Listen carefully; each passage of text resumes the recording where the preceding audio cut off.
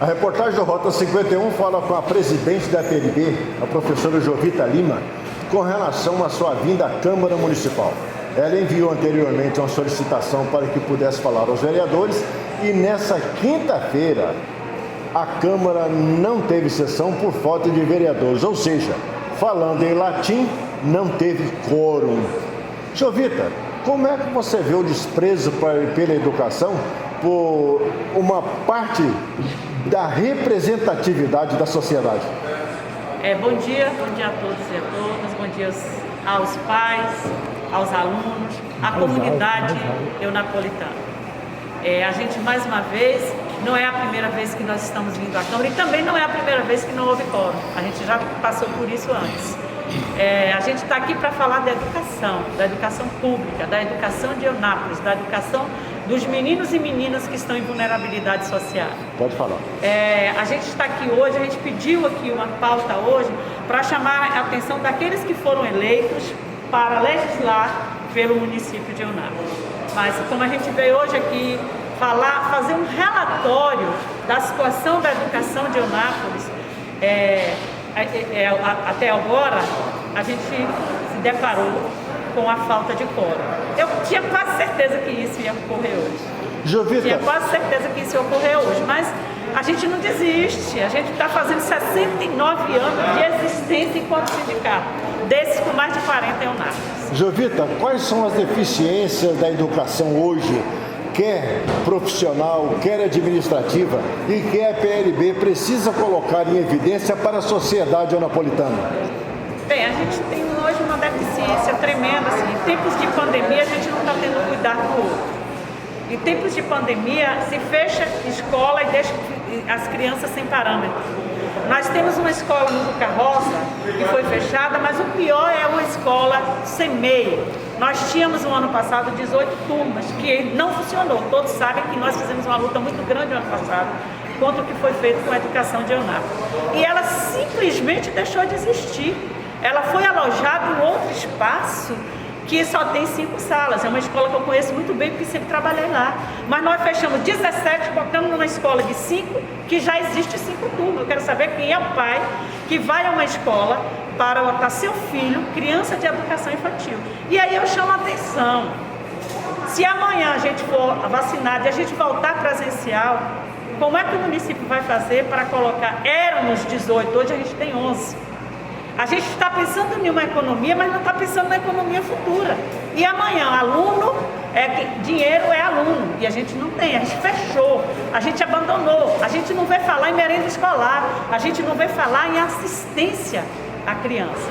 E essa cobrança, eu quero dizer o seguinte, nós não estamos fazendo campanha política contra nenhum prefeito. A gente sempre diz que não somos nem situação, nem oposição. Nós estamos falando da nossa posição de defesa da educação.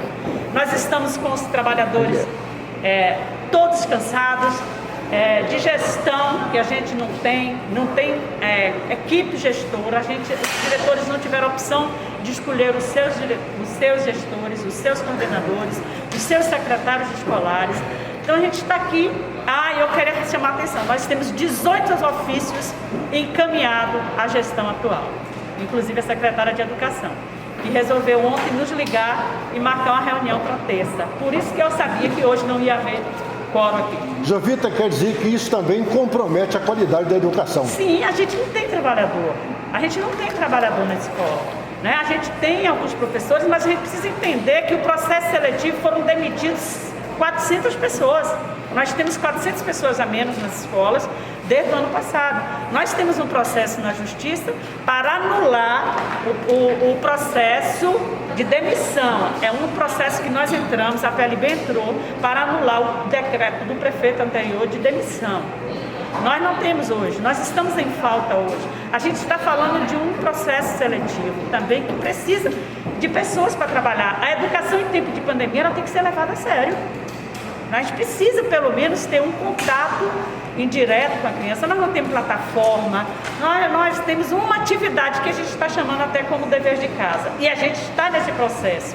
A gente está lá discutindo, nós nunca nos furtamos de discutir, de propor, de falar com o pai, de falar com a educação, de apresentar propostas. E a gente não está tendo esse direito de ser ouvido. A gente, para vir falar aqui hoje, nós fizemos reunião com todos os segmentos da escola, porque a gente fala da escuta. A gente está precisando de ter esse canal de escuta. Aproveitando a deixa, a Câmara Municipal hoje tem um representante da educação, o professor Tiago Mota, e que sempre tem apresentado projetos que visam melhorar a escola, melhorar a condição do aluno. Professor, e agora? O senhor esteve presente exatamente quando a presidente da associação da PLB esteve presente, não teve quórum. O senhor, como professor, está presente. O senhor acha que isso é o início da degradação educacional de Onápolis?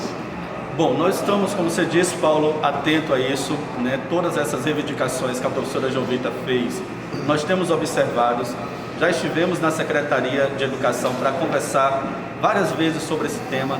Inclusive o requerimento que nós fizemos, que foi aprovado aqui pela Câmara há 2 sessões atrás, foi justamente para poder buscar essas informações em relação à quantidade de professores que tem e a quantidade de professores que falta, em relação à quantidade de alunos que estão recebendo as atividades e as estratégias para alcançar aqueles que não estão, e também em relação à estratégia para a merenda.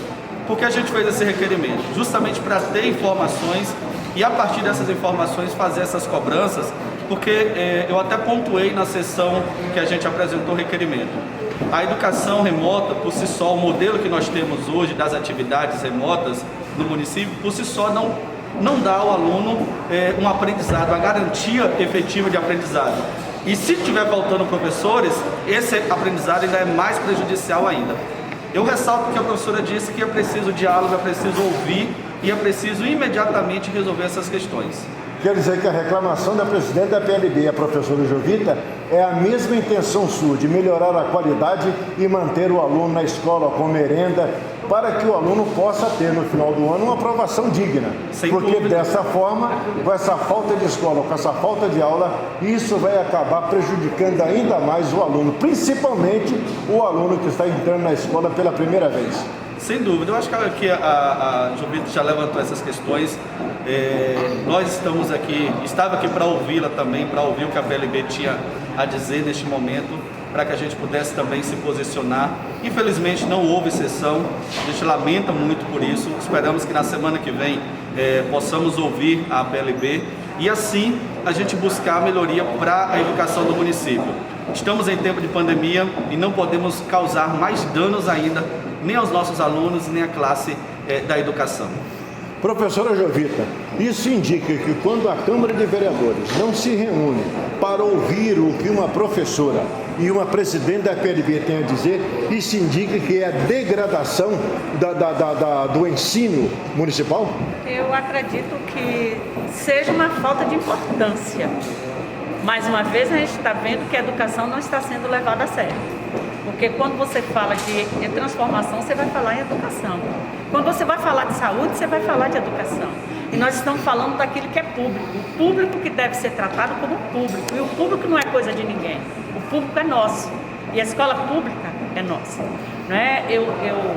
Eu quero entender o porquê de não vir. Só que as nossas vozes estão chegando. Aqui é o lugar da representação, aqui é o lugar de leis. Aliás, aqui começa a voz da educação.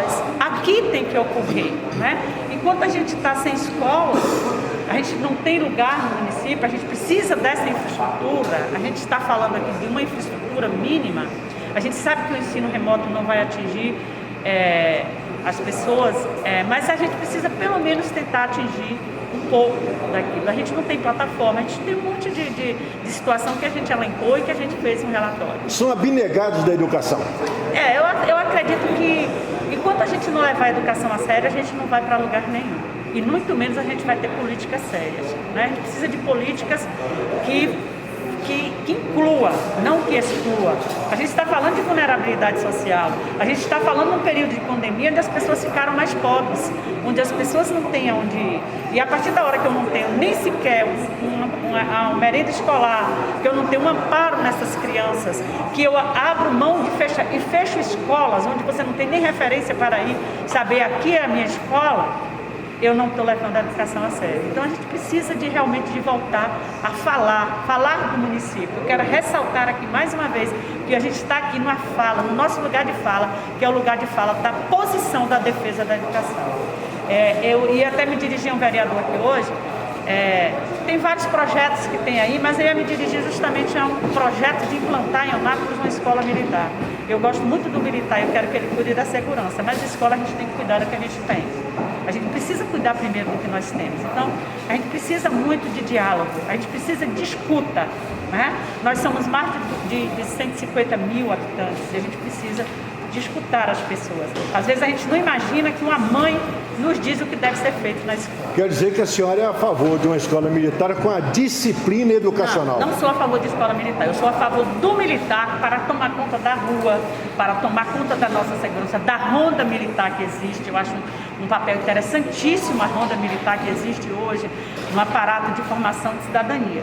Agora a escola tem que ser feita por nós, porque a escola militar ela não atinge a todos. Né? Ela não atinge a todos. Se ela atingisse a todos, a escola tem que ser do papel da sociedade civil e da organização escola. Tá? Então eu penso que a gente precisa cuidar dos que nós temos. Nós temos 44 no município de Eunápolis. Muitas delas sem condição nenhuma de funcionamento. E essa luta não é nossa. A gente já passou por isso aqui há muito tempo. Para o Rota 51, a participação do repórter Paulo Barbosa.